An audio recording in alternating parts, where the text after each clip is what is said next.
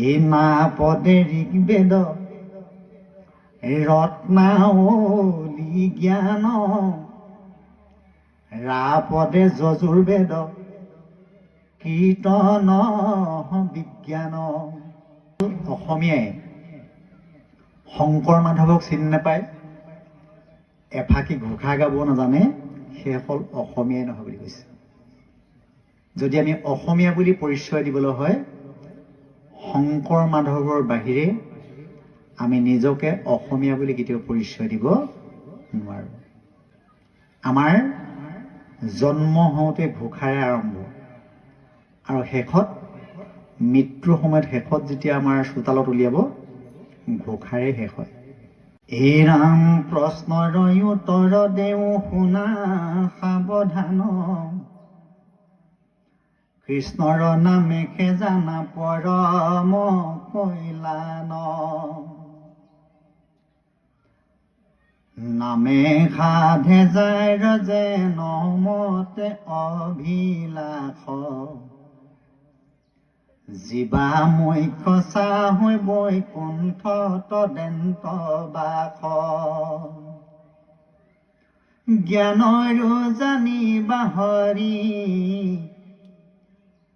নামে মুখ্য ফল, নাহিকে নামত পৰে পৰম মংগল। চাৰিও বেদৰ সাৰ এহিকে নিশ্চয়, জানি পৰীক্ষিত তুমি তেজীও সংশয়। এতিয়া পূৰ্বতে ব্ৰহ্মাই 4খন বেদ 3বাৰ পঢ়িলে। আদিকবি ব্ৰহ্মাই প্ৰথমবাৰ পঢ়ি পঢ়ি শেষত কি পালে? ভগৱন্তৰ নামটোৱে শ্ৰেষ্ঠ পালে। দ্বিতীয়বাৰ পঢ়িলে পঢ়ি গৈ শেষত পালেগে ভগৱন্তৰ নামটোৱে শ্ৰেষ্ঠ। 3 নম্বৰবাৰ পঢ়িলে, 3 নম্বৰবাৰ পঢ়িও ভগৱন্তৰ নামটোৱে শ্ৰেষ্ঠ পালে। এতিয়া এখন বেদত, ঋগ্বেদত প্ৰায় 80,000 শ্লোক আছে, গোটেইখিনি সংস্কৃতত আছে, আৰু এজন মানুহে অধ্যয়ন কৰিবলৈ প্ৰায় 70 বছৰ সময় লাগিব। গতিকে সেইখন বেদ আমাৰ পঢ়াৰ সময় নাই। সেইকাৰণে শংকৰ গুৰু আৰু মাধৱ পুৰুষ দুইজনে 4খন বেদ আমাক সংক্ষিপ্তত দি থৈ গৈছে। কি কি? কীৰ্তন, দশম, ঘোষা, ৰত্নাৱলী।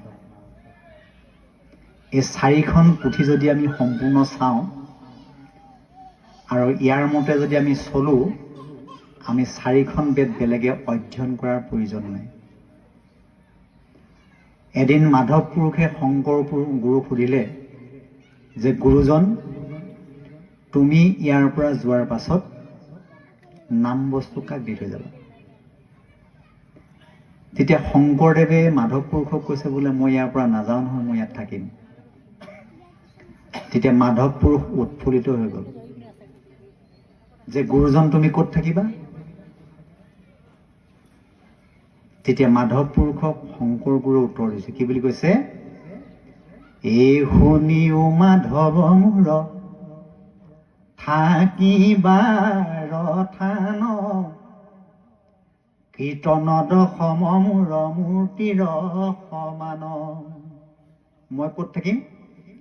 কীৰ্তন আৰু দশম যেতিয়ালৈকে থাকিব, তাতে মই মূৰ্তিমন্ত হৈ থাকিম। আৰু মাধৱ, তুমিও থাকিব লাগিব। তেতিয়া মাধৱে কৈছে, মই ক'ত থাকিম? তেতিয়া মাধৱ পুৰুষক শংকৰ গুৰুৱে কৈছে, এই ঘোষা নামে শাস্ত্ৰ খানি তুমিও লিখিবা, ঘোষা ৰত্নাৱলী মধ্যে তুমিও থাকিবা। এতিয়া 4খন পুথি আমাৰ 4খন বেদ। এতিয়া এই 4খন বেদৰ পৰা 4টা নাম ব্ৰহ্মাই লৈ আহিছে। এই 4 বেদৰ চাৰি অক্ষৰ সাৰ কাহিয়ান ব্ৰহ্মাদেৱে বেকত কৰিয়া থৈলা নাৰায়ণ বাণী হৰি নাৰায়ণ নামলৈয়া শুদ্ধ কৰোৱা নিশ্চিত কায়া হৰি সন্তোষৰ কাৰণ জ্ঞান নজানি। এতিয়া চাৰিখন বেদৰ পৰা চাৰিটা নাম আখৰলৈ আহিছে নাৰায়ণ। এতিয়া চাৰিখন বেদ আমি ইয়াত বিচাৰিম, কেনেকে পাম? এই না পদে ঋগ্বেদ ৰত্নাৱলী জ্ঞান ৰা পদে যজুৰ্বেদ কীৰ্তন বিজ্ঞান হেয় পদে সামবেদ ঘোষা শাস্ত্ৰ তদং ন পদে অৰ্থববেদ মুখ্য শাস্ত্ৰ দশম। গতিকে এই চাৰিখন বেদৰ পৰা চাৰিটা আখৰ আনি এই চাৰিখন পুথি আমাৰ মাজত দি গৈছে, একদম প্ৰাঞ্জল ভাষাত সহজলকে চলিব পৰাকে। আৰু যিসকল অসমীয়াই শংকৰ মাধৱক চিনি নাপায়, এফাকি ঘোষা গাব নাজানে, সেইসকল অসমীয়াই নহয় বুলি কৈছে।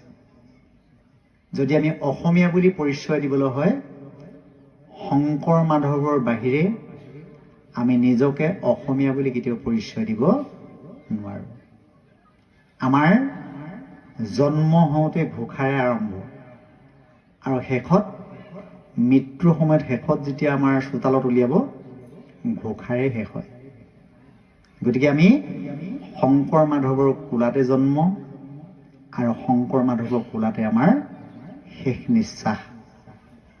গতিকে প্ৰতিজন যুৱক যুৱতী, প্ৰতিজন অসমীয়াই আৰু প্ৰতিখন গৃহতে যুৱক যুৱতীসকলে ঘোষা শিকক, পাঠ কৰক, কীৰ্তন পঢ়ক, দশম পঢ়ক।